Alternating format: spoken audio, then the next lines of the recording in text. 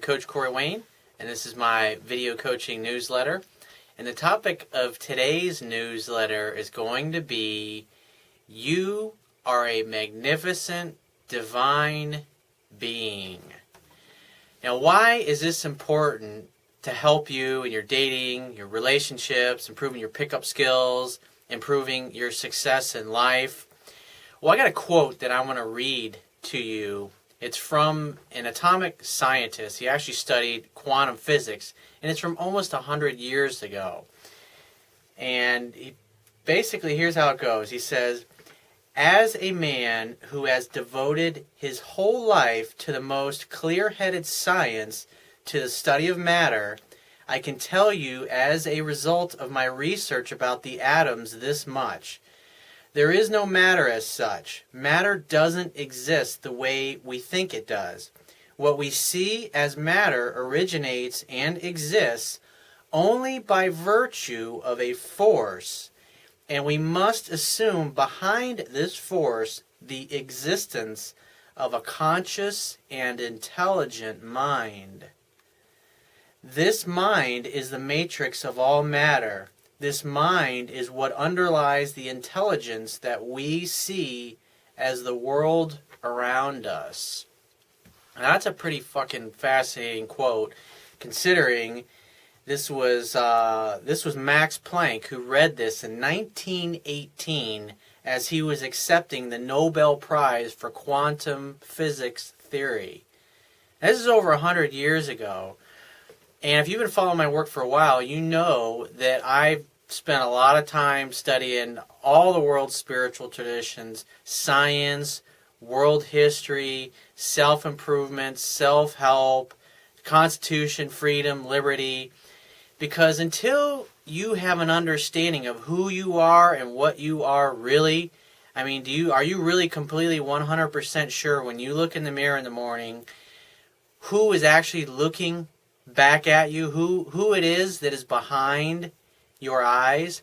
When you look from a scientific perspective at what Max Planck was saying, is that this whole entire physical universe is all part of the same divine being.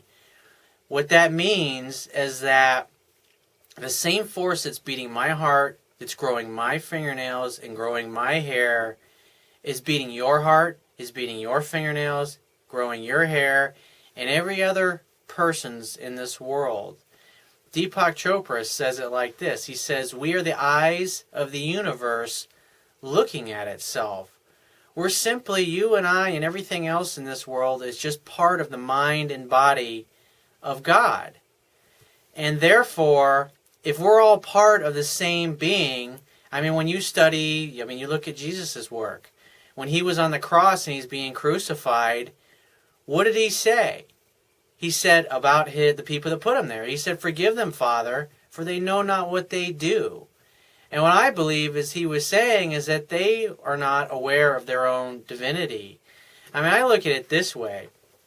It's like, one of my buddies who was in the Marine Corps and did a couple tours over in Iraq over the past decade. One of the things that he and his Marine, because they saw so much death and so many dead people and dead body parts, it just everywhere they went at the time that they were over there, 2006, 2007, when things were really bad, they used to refer to themselves and each other, they used to call each other meat sacks. You would say things like, am I just another meat sack running around? And in the Quran, it talks about submitting to the will of Allah. Well, if there's only one of us, there's only one force in this whole universe. It doesn't matter whether you call it God or Allah or the Bhagavad Gita or Jehovah or whatever, Lord Krishna. It doesn't matter what you call God, because it's all the same force. It's all the same energy. There is no physical separation.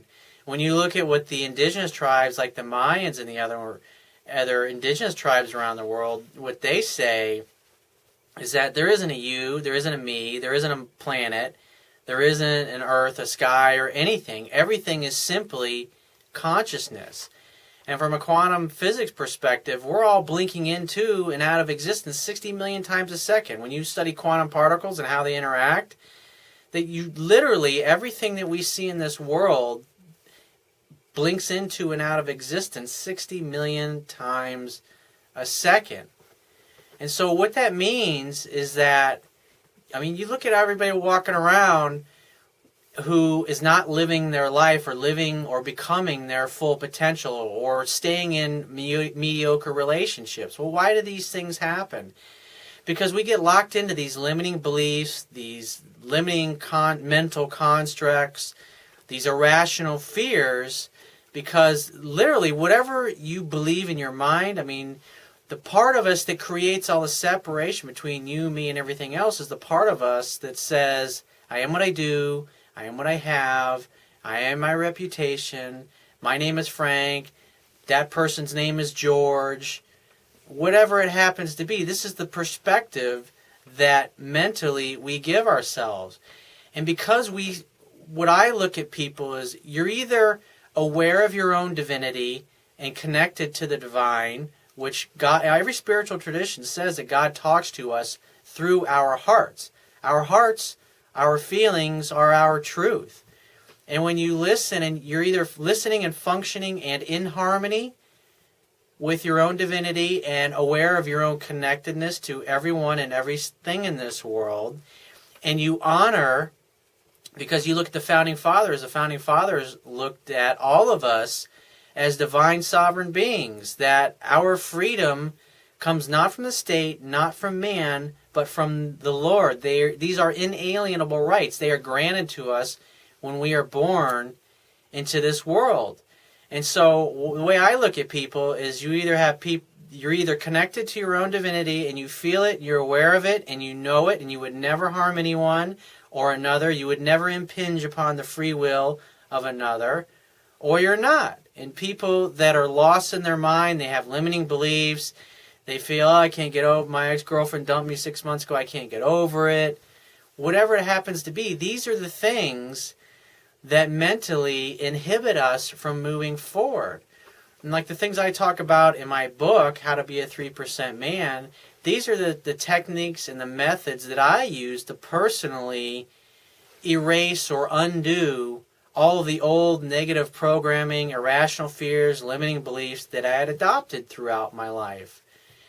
I mean, when you look at it from the perspective of that physically there really is no separation from anyone and everything in this whole world, other than mentally what we interpret as being the reality. I mean, what I look at, I think God is so big and so magnificent that you, me, and every little bug or organism that exists in the whole entire universe, God is so big and so expansive that you and I and all of us, with all of our own sense of individuality, personality traits, we can exist and do exist physically as part of the Creator's creation. And when you understand that, you realize that you really aren't separate from the money that you want, the business that you want to own someday, that career that you want, the college degree that you're still trying to earn, the next great love of your life. What you have to do is focus on becoming the best version of yourself so you can embrace more of things that help you expand and become what you are capable of becoming, and also so you can let go of all those things that no longer serve you or hold you back. I got a quick email here I got from a guy that he just found out about my work, and like a lot of guys, single guys that come to me, they come to me after a relationship has ended. Usually they want to get somebody back, and this guy is struggling with overcoming his breakup because of his limiting beliefs. And just listen to some of the things that he says here. He says, "Hi, Corey. I'm currently reading your book for the very first time. I'm enjoying it and learning from it very much. In all honesty, I'm completely in love with my ex-girlfriend and have hopes of finding a way to get her back. To give you an idea of what I've realized from your book is that I completely lost my masculine center in many ways after missing signs of her lowering interest levels when we were together.